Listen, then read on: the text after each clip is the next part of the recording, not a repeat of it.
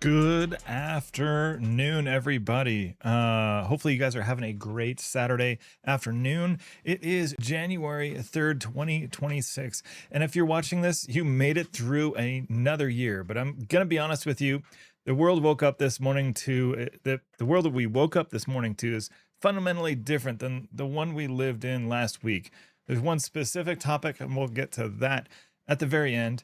But we aren't just looking at a new calendar year, we're looking at a new operating system for the American homesteader. And while there are many people who were sleeping off the holiday, three massive shifts occurred that are going to dictate whether our homestead thrives or goes bankrupt this year. So we have a new tax code that changes how you buy gear. We have a geopolitical situation in the Middle East that just went from simmering to boiling overnight, as well as another one in South America, which we'll cover. And we have a biological reality in our coops that is making the most humble chicken the most volatile asset on your farm. So today we're breaking down the top 3 stories that you need to know right now to protect your family and your wealth. So let's get to work.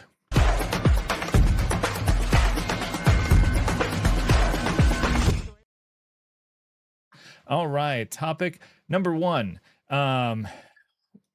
So we're gonna see. Let's talk about the government. Let's say that you might hate them, you might love them, but you can't ignore them, especially not now. So as of yesterday, the one big beautiful bill and the new USDA labeling laws are fully live, or January 1st, really. Effective January 1st, the product of the USA label is no longer a suggestion; it's a fortress. The USDA has closed the loopholes. To use that label, an animal must be born, raised, slaughtered, and processed right here in the US of A. No more importing cheap beef, slicing it in Ohio, and calling it American. So big win there. But simultaneously, the OBBBA, or the Big Beautiful Bill, has kicked in with a bunch of tax deductions that are specifically designed for the working class homesteader.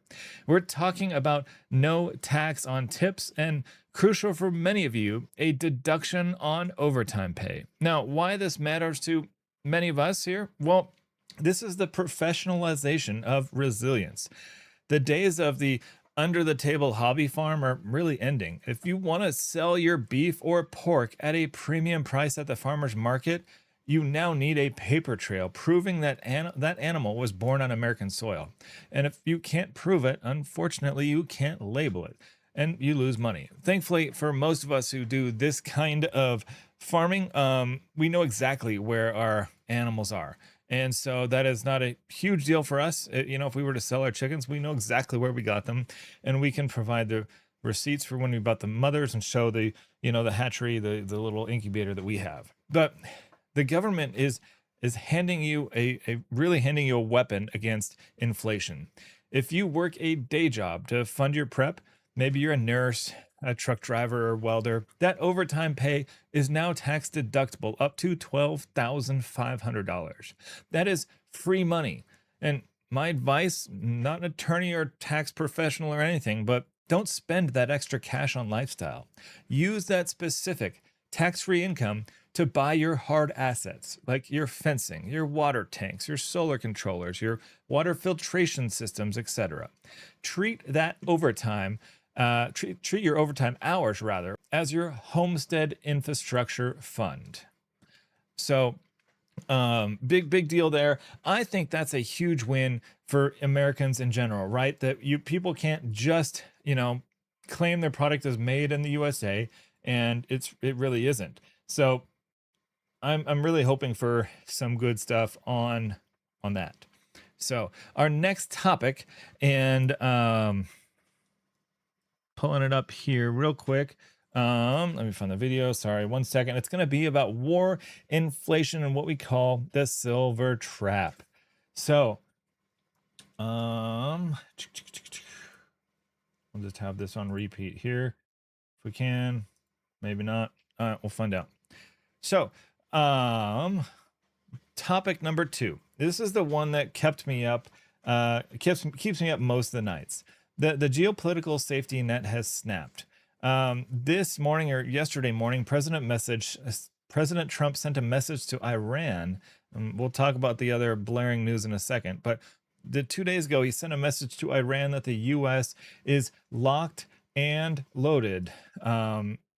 After protests erupted in Tehran. And we are seeing that a rapid escalation of that threatens the Strait of Hormuz. When that strait gets threatened, diesel and propane prices move, and it's usually not in a good way.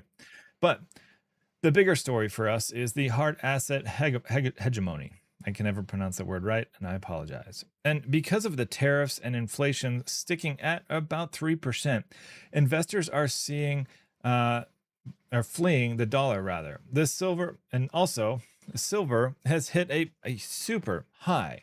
It has hit $75 an ounce, and gold is over 4,300 an ounce. So it's incredible. Now, why this matters to us, right, is we call this the silver trap. You might think high silver prices are great if you have a stack of coins, and they are.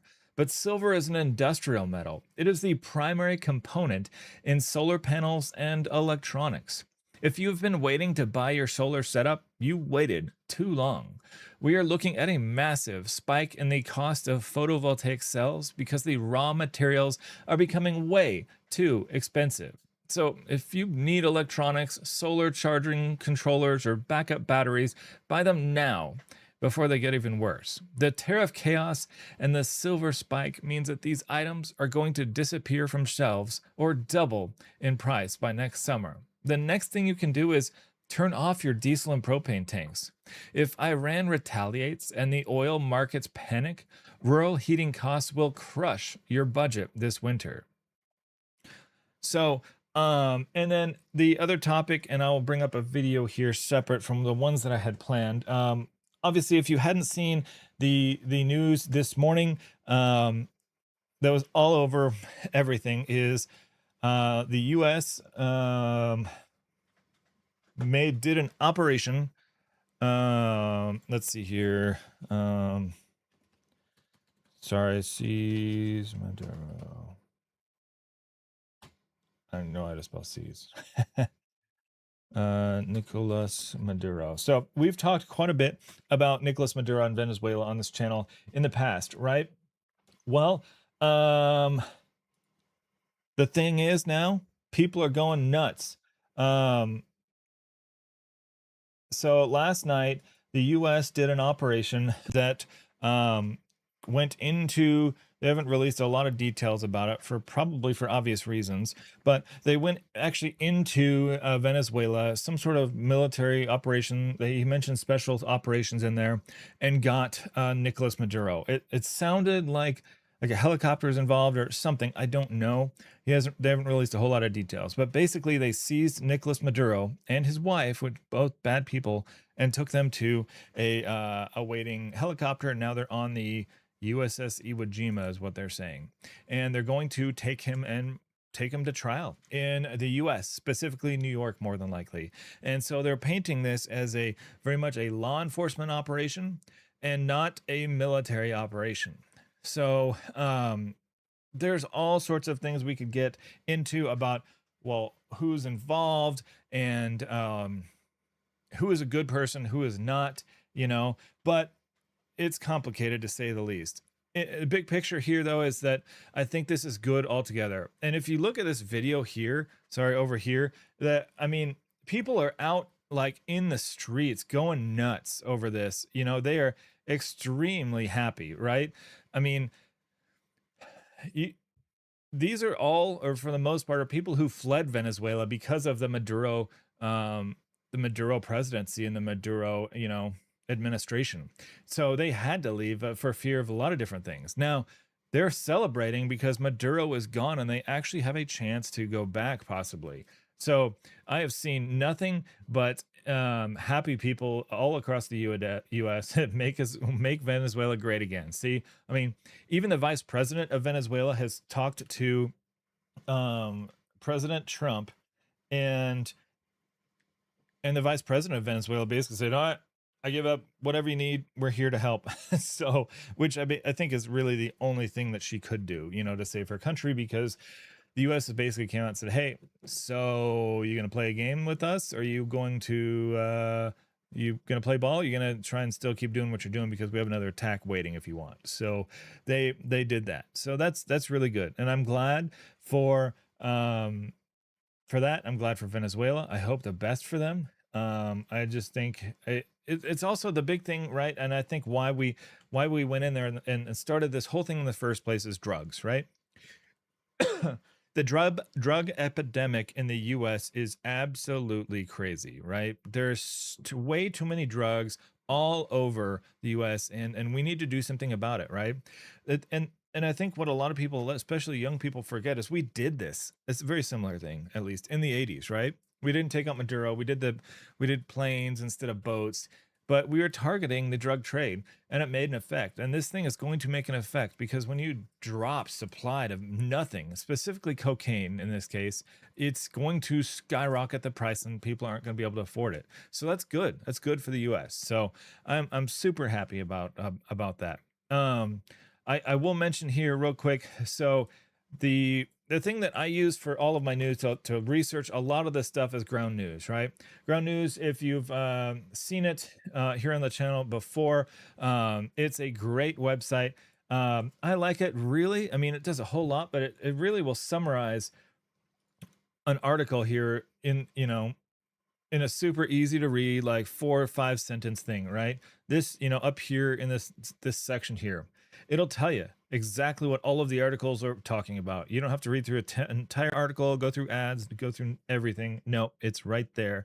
It'll tell you if it's center, right, left, leaning, factuality, and ownership of all the sources. It is pretty amazing. We're super thankful for them for sponsoring this stream. We have links for them in the descriptions and everything of your platform, and then we do have a quick word from them right here. The news is divided. Ground News puts it back together, so you can see how many sources are reporting on any breaking story, where they fall on the political spectrum, how reliable they are, and who owns them. Compare headlines and read full articles to see which details are prioritized, exaggerated, or left out entirely. Because the more we understand the media, the more we'll understand each other. Visit ground.news to learn more. Alrighty. So thank you, Ground News. We appreciate it. And we appreciate the sponsorship. They're huge and super helpful for us here. So our last topic that I wanted to talk about briefly here was the biological siege and weather. So let's talk about that and the reality of the biological issues on the ground here. So it's January, which is usually a quiet time, but Mother Nature is really screaming at us. So bird flu has gone endemic, right? And this, I'll be absolutely clear, I am not like concerned about these things like COVID or whatnot to me. These are all viruses that our body is meant to work through. I am concerned about our birds. So that's I just want to be clear and start with that, right? So it's not just a seasonal wave anymore. It has really gone everywhere. It has infected dairy herds and over 180 million birds. And because of this, hatcheries opening their 2026 orders are starting to charge eye-watering prices. A zombie chicken, a fancy breed, is actually going for about $13 a chick. Even standard layers are pushing about $5 to $6. So if you have a backyard flock and you are comfortable with laying your own eggs and hatching them, like, please do it. That is the best, easiest, cheapest way to do it. But on top of all of that, we have had a violent La Nina pattern. So the West Coast is drowning in atmospheric rivers right now. The flood warnings are active in San Francisco, while Texas is dry and on fire watch. Now, this matters to us because food security is no longer cheap. If you are planning a flock this spring, you need to treat those birds like gold bullion. So, biosecurity is key. You cannot afford to let wild birds mix with your flock. If you lose your flock to HPAI, repopulating it will cost you double what it did 2 years ago. As far as weather hardening, if you're in the West, you need to check your drainage today. You should have checked it 2 or 3 days ago in reality, but check it today if you haven't. If you're in the South, clear your brush. The emergency services are stretched thin, and you are your own first responder. And not only will you need those things for your herd and your flock and your farm, but you will need it for yourself too. If you get stuck, you're going to be another burden to those first responders because you failed to empty your drainage, you failed to clear out your road, that kind of stuff. So please do that. And despite all of this with the chickens, the feed prices are actually stabilizing, and that's in reality due to a good corn crop. So if you can keep your birds alive and secure, raising your own protein is still the single best ROI on the homestead. So 2026 isn't just a casual year for prepping. It is the year to professionalize. You need to document your livestock, deduct your overtime, secure your solar before silver hits $100, and guard your flock. These rules have changed, but the goal remains the same: independence. So, I'll be in the comments if you guys have any questions about any of this stuff, and I'll be answering. So, the other thing, did I leave this open here? Cool, I did. Is that I always like to do here, and I can do it today. I haven't been able to do it the last few weekends. This is a very rough draft, so forgive me. But I do have, speaking of weather, our video about this topic here. It's about hurricane prep, right? So, oh, is that there? Can't see. There we go. Sorry, I had too many screens blocking my way. So, hurricane prep. So this is a really good, and not just hurricanes, but if you about flooding in general too. So we'll get this started here, and I'll be back with you as soon as it is over. Hit play. The news names the storm. This is what the world sees: panic. They see a 3-day event. They're wrong. A major hurricane isn't just a weather event, it's a grid down event. It's a supply chain cutting, stuff hits the fan scenario. The world is fighting over this. This is a 3-day supply for one person. It's a joke. While they are panicking, we are preparing. While they're worried about the wind, we're planning for the 3 weeks of chaos that will come back to the farm. If you live in a hurricane-prone area, you know the official advice. Have 3 days of food and 3 days of water and an evacuation plan. For a prepper or a homesteader, that plan is useless. We are not evacuating. We are bugging in. And that means our level of preparedness has to be 100 times higher. This isn't just tape your windows. This is a plan for long-term systemic collapse of your local area. The 3-phase system I use covers everything. Phase 1, the 7-day top-off. This is what we do when the storm is still a week away. Phase 2, the hunker down. This is how we safely ride out the storm itself. And Phase 3, the aftermath. This is the most critical part. The real stuff hits the fan scenario. If you follow this plan, you won't be scared. You'll be ready. Phase 1, the 7-day top-off. When a storm is 7, 5, even 3 days out, the prepper's job isn't to buy supplies, it's to top off existing ones. First water. The public is buying bottled water. I'm over here topping off my 55-gallon barrels. I'm cleaning and filling my bathtub water bladders, and I'm double-checking my Berkeley filters.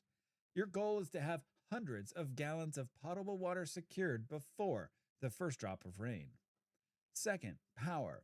The public is buying D-cell batteries. I'm charging every solar generator, every power bank, and every rechargeable battery I own. I'm also topping off my stabilized fuel for my gas generator. But here's the key. A gas generator is a dinner bell for thieves. It's loud and says, "We have power." My main plan relies on silent power from my solar setup. Third, food. The public is buying bread and milk, and I'm doing a quick inventory of my layer 2 pantry, the canned goods, the pasta, and the peanut butter. I'm making sure I have 30 days of food that requires no cooking or minimal cooking on a camp stove. Fourth, the homestead. This is huge. Secure everything. Every loose piece of equipment, every empty bucket, every piece of lumber is a padlock. Your plan for them should be set now. Are they in a secure barn? Do they have enough food and water for a week locked inside? Fifth, security. Check your perimeter, check your window boards, check your medical kits, and most importantly, practice OPSEC. Don't tell your neighbors you have a year's worth of food. You are not your neighbor's FEMA. Phase 2, the hunker down. The storm is here. The power is gone. Your job is simple. Stay inside and stay safe. First, choose your safe spot. This is an interior room away from all windows, a closet, a bathroom, or basement, anything like that. This is where your family gathers. You should have a go box in this room. Inside this go box should be things like a hand crank radio to monitor weather, a flashlight, a first aid kit, some no cook snacks, and maybe a deck of cards. This is to manage the fear. You need to stay calm for your family. Second, do not trust the lull. If the wind suddenly stops, you are not clear. You are likely in the eye of the storm. Do not go outside to look around. The back wall of the storm will hit you with the same or greater force and often from the opposite direction. Third, listen. Don't listen to the TV, it's out. Listen to your emergency radio for official updates. And listen to your house. Are you hearing glass break? Is water coming in? Be ready to move and stay put as long as you are safe. Phase 3, the aftermath. The storm has passed. The sun is out, but I guarantee you, this is the most dangerous part. The hurricane was the trigger. The aftermath is the stuff hits the fan event. Problem 1 is the security threat. This is day 3. The public's 3 days of supplies are gone. The police are overwhelmed with search and rescue. 911 is not coming. This is when the desperation sets in, and desperation turns good people into dangerous ones. Your home, the one that survived, is now a target. This is where you don't run your loud gas generator. You don't have a big cookout. You stay quiet. You maintain a security posture. You are your family's first and only line of defense. Problem 2 is the power outage. This isn't a 3-day outage. This is a 3 weeks, maybe a month. The grid is shattered. This is where your solar generators, your charged power banks, and your fuel discipline pay off. The goal is to keep your freezers cold, your communication gear charged, and your security lights on without advertising it to the world. Problem 3, the water crisis. The city's water is now contaminated. There is a boil water notice, assuming you even have pressure. This is where layer 1, your stored water, is gold. But you're already thinking about refilling. You are setting up your rain barrels now to capture from the next storm, and you're running all of it through your high-quality water filter before you drink it. Problem 4, the food and resupply crash. The stores are gone. The supply trucks are not coming in for a long time. This is the payoff for all your prepping. Your layer 2 and layer 3 stockpiles are now your grocery store. This is why we have a year's worth of food. This is why we have canned goods, rice, beans, and wheat. This is the moment as preppers we prepared for. So let's recap. You have phase 1, top off your preps, don't panic buy, and be ready. Phase 2, hunker down, stay safe, and stay calm. And then phase 3 is dominate the aftermath. This is the real test of your security, power, water, and food systems. And this is why we prep. The storm isn't the disaster. The collapse of the systems we rely on is the disaster. But for us, for preppers, for homesteaders, it's just the day we've been quietly, calmly training for. You don't need to be scared if you're prepared. If you found this guide valuable, hit. Alrighty, well, that is the video. I actually I enjoyed it quite a bit. So I learned a lot in making of that. So hopefully you guys enjoy it. It'll be out tomorrow. I'm experimenting with a bunch of different times to release these videos. So I'm gonna try tomorrow at like 8 a.m. I think. I'm gonna see how that goes. You know, because I still haven't figured out exactly what times work best. So I don't know. We'll see. The other thing I will do here. Oh, I closed out the window here.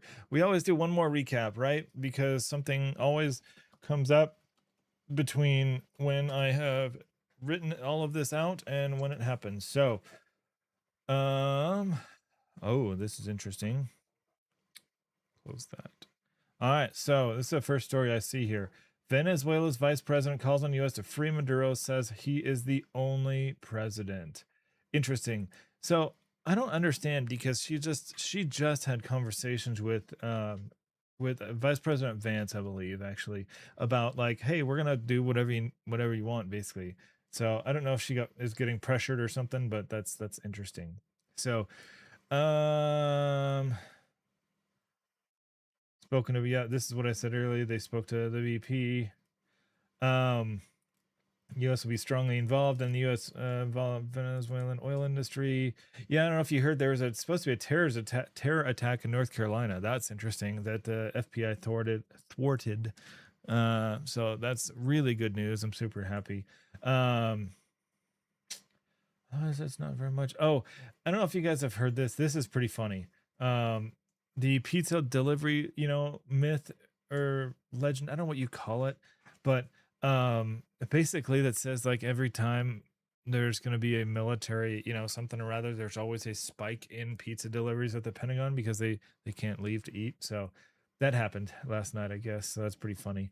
Um, yeah, I don't know. Nothing sticks out to me otherwise. So, all right. Well, I that's about it. We're about half an hour, and so I'd like to keep it short so you guys can watch it and then go about your day. I have to go make lunch for the kids, so hopefully you guys have a wonderful weekend before we all go back to work on Monday. I know I enjoyed my time, and I look forward to spending more time with my family and not. I love my work. I'm thankful for my work, but yeah, I'd be happy if I could just stay home and keep the job, keep the money. So, if you found any of this, any value in all of this, make sure to hit the like buttons, thumbs up on your respective platforms, so that the algorithm knows that we're here. So make sure to stay safe, stay free, and I'll see you guys in the next one.